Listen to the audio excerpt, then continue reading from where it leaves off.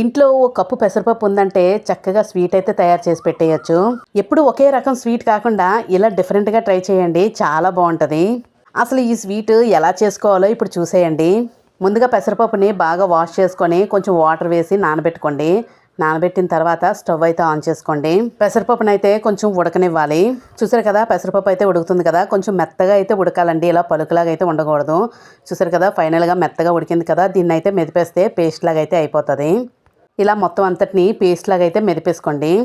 ఇంకా వీడియోకి ఎవరైనా లైక్ ఇవ్వకపోతే ఒక లైక్ అయితే ఇవ్వండి, అలాగే ఛానల్ని సబ్స్క్రైబ్ చేసుకోండి. చూసారు కదా, అంతా మెత్తగా అయితే పేస్ట్ లాగా అయితే చేసేస్తున్నాను. అలా చేసుకున్న తర్వాత ఇందులోకి నానబెట్టి ఉంచుకున్న అటుకులండి, కొంచెం వాటర్ వేసి నానబెట్టుకోండి ముందుగాన. ఆ అటుకులను అయితే వాటర్ పిండేసి ఇప్పుడు ఇందులో అయితే వేసేసుకోవాలి. మనకి ఆల్రెడీ కొంచెం వాటర్ అయితే అందులో ఉంది కదా, ఇది కూడా వేసిన తర్వాత మొత్తం అంతా బాగా కలిసి చక్కగా థిక్గా వస్తుందన్నమాట. దీన్ని కూడా వేసిన తర్వాత ఆ పెసరపప్పులోనే బాగా కలిపి చక్కగా ఉడకనివ్వండి.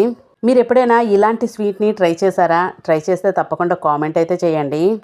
చూసారు కదా, అంతా బాగా కలిపేసుకుంటున్నాను. అలా కలుపుకున్న తర్వాత ఇందులోకి మీ స్వీట్కి సరిపడగా నేనైతే ఒక కప్పు బెల్లం అయితే వేసుకుంటున్నానండి.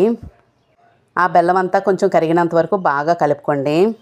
లేదు, ఇలా బెల్లం ముక్కలుగా కాకుండా మీరు బెల్లాన్ని కరిగించేసుకొని ఆ వాటర్ని కూడా ఇందులో వేసుకోవచ్చు. చూసారు కదా, ఇంకా బెల్లం అయితే బాగా కరిగిపోయింది కదా, ఇప్పుడు ఇందులోకి ఒక స్పూను నెయ్యి అయితే వేసుకోండి. ఆ నెయ్యి కూడా వేసి బాగా కలిపేయండి. అలా కలిపిన తర్వాత అందులోకి కొంచెం పాలు అయితే వేసుకోండి. చూసుకోండి, తిక్కుగా ఉంది కదా, దాన్ని పల్చగా అయినంత వరకు అంత పాలు అయితే వేసుకోండి. నాకైతే ఒక 1 గ్లాస్ పాలు అయితే పడ్డాయి.